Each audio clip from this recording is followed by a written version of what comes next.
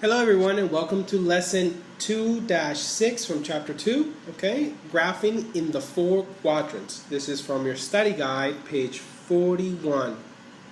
As we always do, we're asked to scan through the lesson, right? So that we can list 2 headings we should make ourselves familiar with, or that list 2 headings you would use to make an outline of the lesson. Okay, pretty much a summary. This is the same thing we write at the end of the lesson. So when we scan through the lesson, we notice that we're working with quadrants and graphing, right? So we have to graph coordinates on a plane, okay? And this is our coordinate plane, and we understand that this is quadrant 1, 2, 3, and 4, okay? And here's the names. We have the origin, we have the x-axis, and the y-axis, right? And one thing that we're missing here are the ordered pairs. So we understand that we have to graph points on a coordinate plane, right?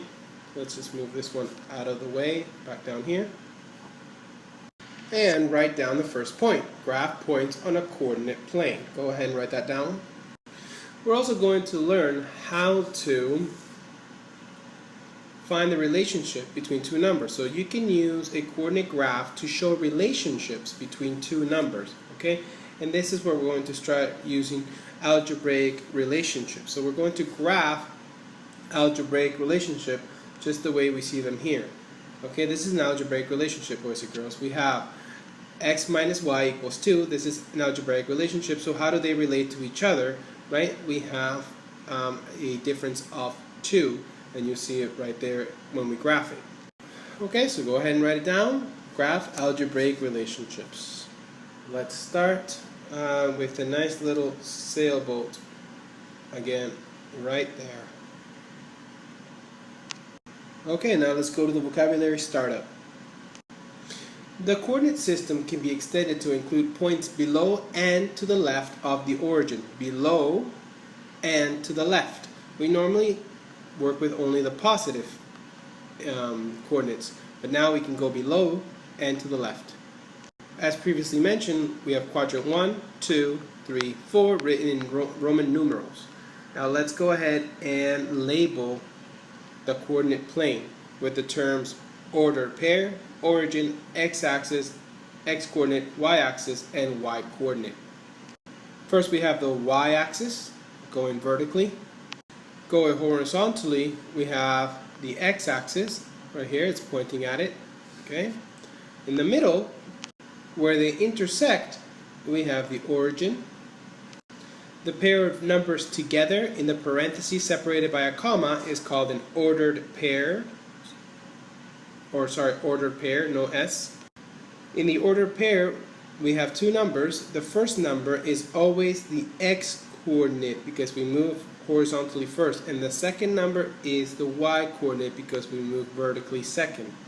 And there you have it. Okay, let's draw this as our key answer. Draw that first. Then draw that and that. What is it? I'll tell you in class. Continuing on. Okay, here we're going to make a real-world link to how coordinates are used. Video games, okay, programmers. My brother-in-law is a video game programmer. He designs games, and his specialty is battle games where they fight. So programmers of 3D video games use coordinate systems, or what we call spaces, to create a game engine.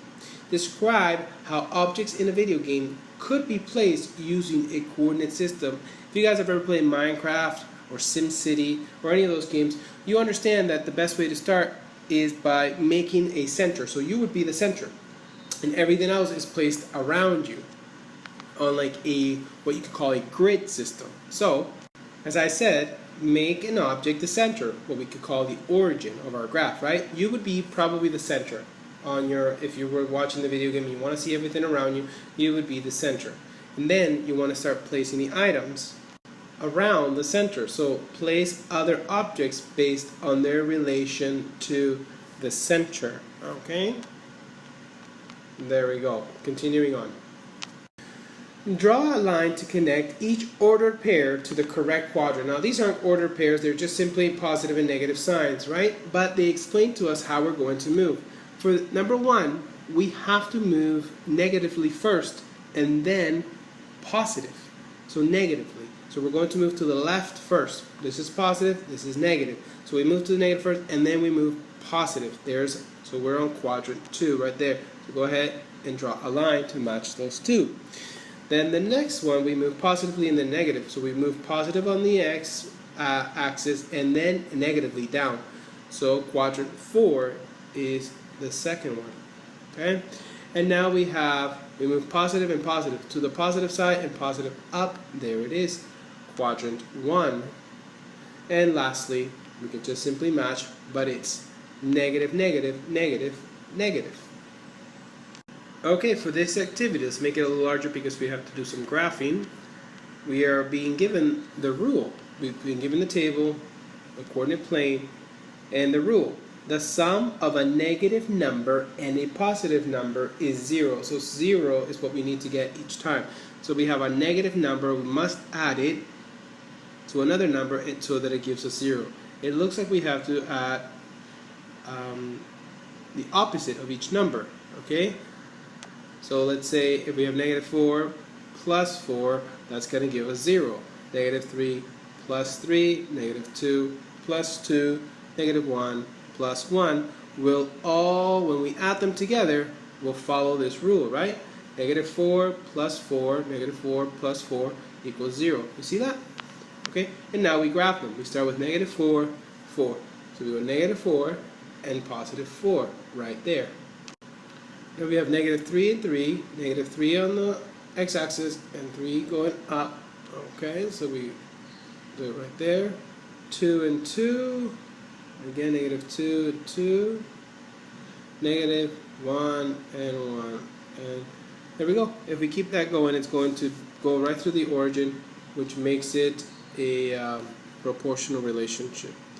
Okay, for this one, I'd like to draw something else. Try to make this figure, okay, this figure we have here, without overlapping, without going over the same line again, and without lifting the pencil off the paper. Okay, try to make that. See if you can do it. If you can't, we'll try it in class. Lastly, write a summary, okay, of what the lesson was about. Remember, we learned to, as you learned in the beginning, we're working with graphing points on a coordinate plane and learning about how to graph algebraic relationships, right?